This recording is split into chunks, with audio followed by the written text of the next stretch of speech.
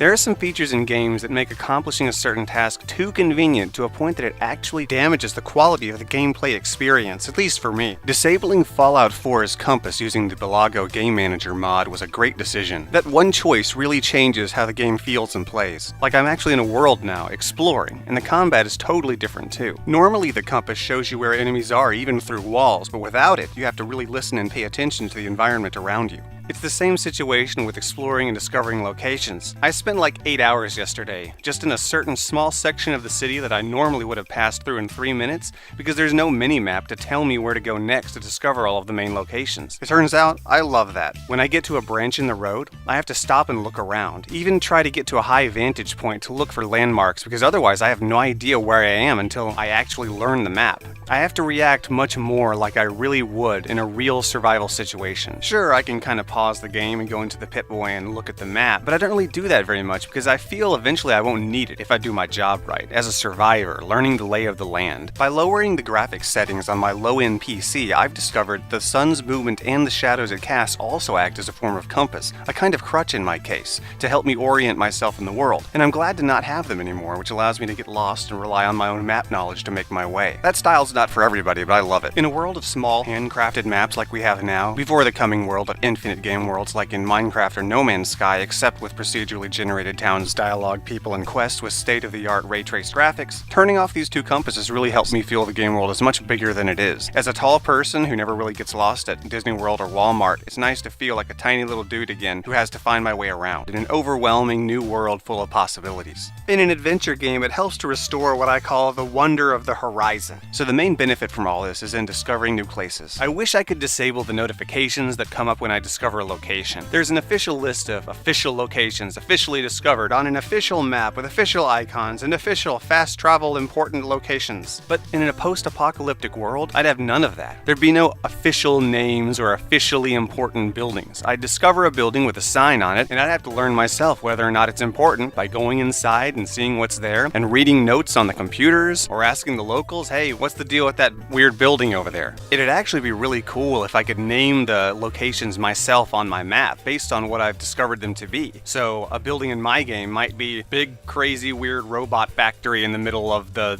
jungle. Well, there are no jungles, but you get the idea. Or something like Robot Factory. Whereas in another person's game, someone else might understand a little bit more about the name of that company and might call it Robco Robot Factory. But the game wouldn't chime in with the tour guide every step of the way, letting you know the official names of the official tour locations in the Fallout 4 world. All of these tools are useful, but they can sometimes make me feel a little bit more like a tourist with a nanny than like a survivalist in this role-playing apocalyptic fantasy world. It'd also be great if all the roads had street signs and you could actually see a city map to see where the roads are to get your bearings, like you would in real life. I'm all about immersion, so anything that increases that is awesome to me. The ability to build outposts wherever you want and create fast travel locations that way, barring certain quest-specific areas that could break them, would be a cool feature for Fallout 5. I'd even allow the option to only be able to fast travel to your outposts, thus making creating them a strategic choice. Currently, the Conquest mod allows some of this functionality, so check that out too. A player in a video game will do something that is quick and tedious and unfulfilling before they will instead do something that is slow and inconvenient and rewarding and satisfying. Bad game design can prey on our worst tendencies. We're creatures built on trying to find ways to accomplish goals as efficiently as possible in terms of time, resources, energy, and thought input. The problem with the game is that it's about exploring ideas and concepts and worlds in a way that is not necessarily efficient.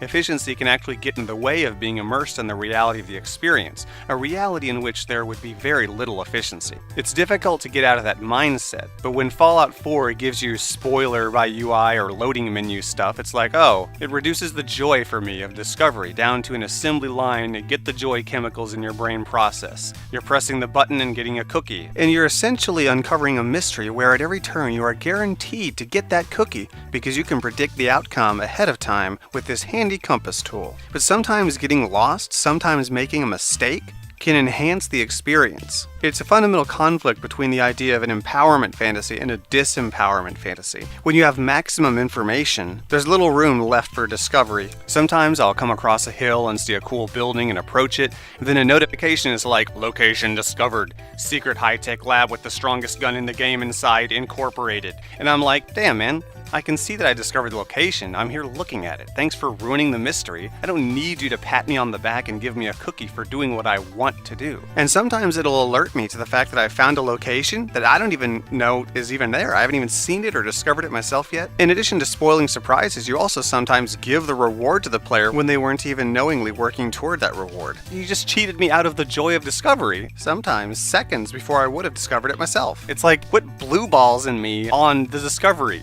It can get to a point where it grates against having a fun, relaxing experience for me. It's not inherently bad, as it's all ultimately about personal preference. But getting rid of that, being forced to take my time and enjoy myself, and explore the world on my own terms, rather than rushing to the satisfying moment location, is enlightening. When something's too convenient in the game, it can cheat you out of the joy of discovery, the experience, the journey.